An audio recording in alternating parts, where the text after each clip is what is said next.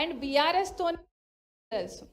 And especially మన కరీంనగర్ని చూసుకుంటే last 10-12 సంవత్సరాల్లో ఉన్న అభివృద్ధి ఎక్కడ, లాస్ట్ 21 నెలలలో ఉన్న అభివృద్ధి ఎక్కడ అన్నది కూడా మనకు తెలుస్తుంది. ఇంతవరకు ఒక్క డెవలప్మెంట్ ప్రోగ్రామ్కి కూడా ఒక కొబ్బరికాయ కూడా కొట్టలేదు. అట్లా ఉంది, ఎందుకంటే ఫండ్స్ కూడా రిలీజ్ అవ్వట్లేవు. సో ఇవన్నీ చూసిన తర్వాత అందరు కూడా చదువుకున్న వాళ్ళు కూడా, అందరు ఎడ్యుకేటెడ్ పీపుల్ కూడా ఖచ్చితంగా పాలిటిక్స్లోకి రావాలి. అండ్ బీఆర్ఎస్తోనే అభివృద్ధి సాధ్యం అవుతుంది అని ఒకసారి అది అందరికీ అర్థం అవుతుంది ఆల్రెడీ.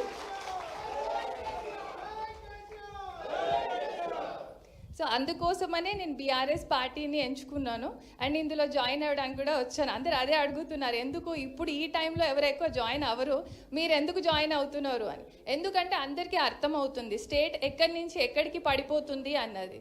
సో అందరు కూడా, ప్రతి ఒక్క వృత్తిలో ఉన్న వాళ్ళు కూడా పాలిటిక్స్కి రావాలి. అండ్ స్టేట్ డెవలప్మెంట్ అన్నది not only in politicians hands, ఒక రాజకీయ నాయకులు లీడర్స్ దగ్గరనే కాదు, ప్రతి ఒక్క వృత్తిలో ఉన్న వాళ్ళు కూడా వాళ్ళ రాష్ట్రం అభివృద్ధిని వాళ్ళ బాధ్యతగా తీసుకున్నప్పుడే అది ముందుకు వస్తుంది. కాబట్టి అండ్ బీఆర్ఎస్ పార్టీతోనే మనకి అభివృద్ధి వచ్చింది అన్నది మన అందరికీ తెలుసు. సో నేను ఇంకా చాలామంది కూడా, ఒకవేళ ఈ స్పీచ్ విన్న వాళ్ళు ఎవరికైనా నేను చెప్పేది అంటూ ఉంటే ఒకటే, అందరూ కూడా రాజకీయాలలోకి రండి. ఏజ్, వాళ్ళ ప్రొఫెషన్ అవన్నీ చూసుకోకండి. ఎందుకంటే ఏ ఏజ్లోనైనా ఏ ప్రొఫెషన్లోనైనా ఎవరైనా రాణించగలుగుతారు మనం హార్డ్ వర్క్ చేస్తే.